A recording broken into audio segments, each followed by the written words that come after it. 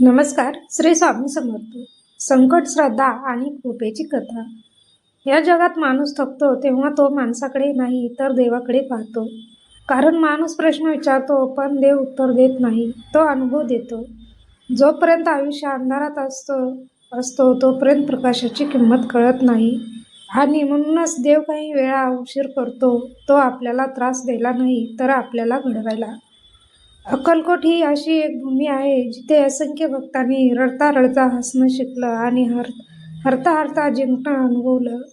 ही कथा आहे अशाच एका साध्या माणसाची, ज्याच्याकडे ना पैसा होता, ना ओळख होती, ना आधार होता. आधार होता तो फक्त एकच, श्री स्वामी समर्थ. नामदेव हा गरीब कुटुंबातला तरुण. आयुष्य त्याच्यावर कधीच मेहरबान नव्हतं. वडील आजारी, आई अशक्त आणि घरची जबाबदारी त्याच्यावर. दिवस कष्टाचे जायचे, रात्री चिंतेत. अनेकदा पोटभर अन्नही मिळायचं नाही, पण तरीही रोज पहाटे तो देवासमोर बसायचा आणि शांतपणे म्हणायचा, श्री स्वामी समर्थ. तो काही मागायचा नाही, फक्त नाव घ्यायचा. कारण त्याला वाटायचं मागणं माणसाचं काम आहे, पण देणं देवाचं.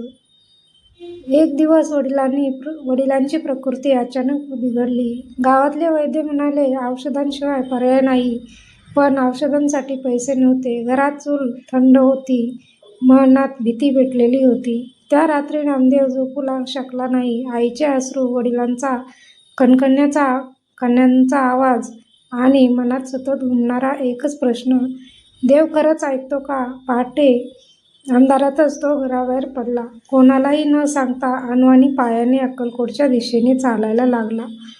प्रत्येक पावलागणिक मन थकायचं, पण ओठावर एकच नाव होतं, श्री स्वामी समर्थ. मंदिरात पोहोचल्यावर तो एका कोपऱ्यात बसला. स्वामी समर्थ समाधीत होते. वेळ जात होता पण काहीच घडत नव्हतं. लोक दर्शन घेऊन निघून जात होते, कोणालाच लक्ष त्याच्याकडे नव्हतं.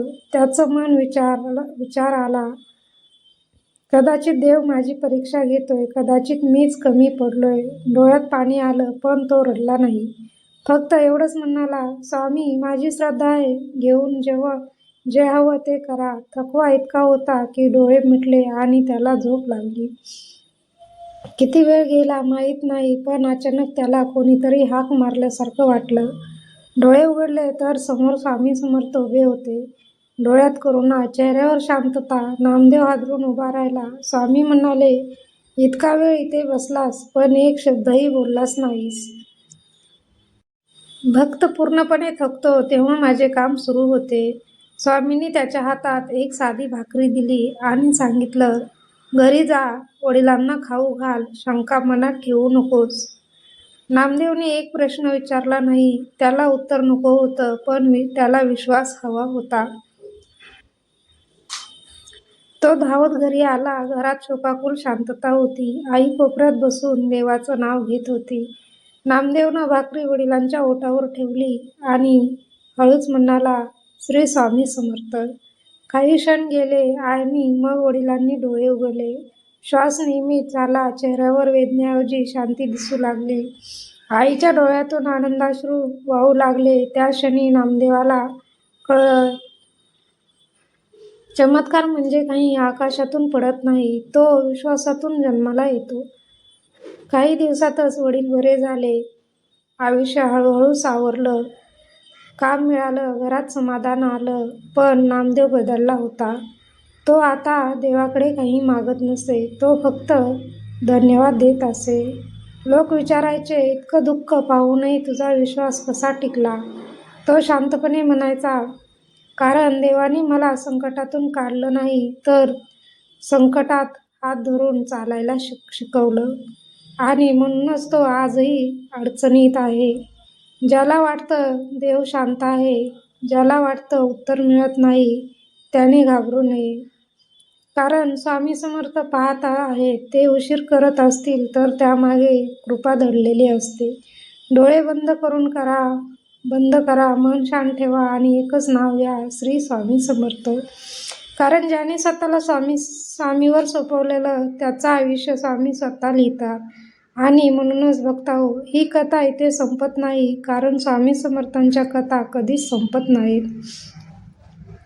आजही कुठेतरी कोणाचं मन तुटलेलं आहे, कोणाचं घर अडचणीत आहे, कोणाला वाटतं देव माझं ऐकत नाही. पण लक्षात ठेवा, स्वामी समर्थ कधीच दुर्लक्ष करत नाहीत.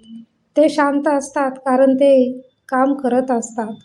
तुमच्या डोळ्यांनी अश्रू दिसत असतील तर स्वामींनी तुमच्या वेदना दिसते.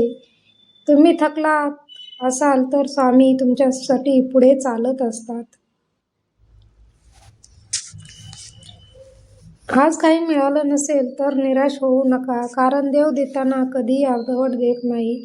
तो उशीर करतो, पण आयुष्यभर पुरेल अशी कृपा करतो. आज जर मन अस्वस्थ असेल तर आत्ताच एक क्षण थांबा, डोळे बंद करा, श्वास शांत घ्या आणि मनापासून एकच नाव घ्या, श्री स्वामी समर्थ.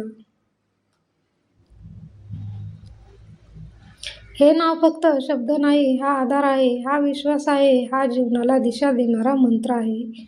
आणि हो भक्त हो, जर ही कथा तुमच्या मनाला थोडीशी जरी शांतता देऊन गेली असेल, जर स्वामींचं नाव घेताना तुमच्या डोळ्यात पाणी आलं असेल, तर समजा स्वामींनी तुमचं ऐकलं आहे.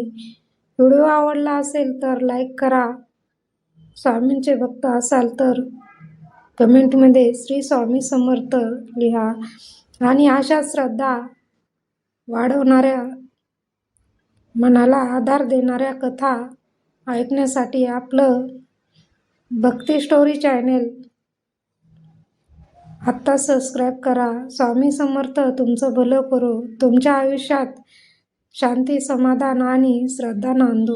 श्री स्वामी समर्थ, श्री स्वामी समर्थ, श्री स्वामी समर्थ, श्री स्वामी समर्थ.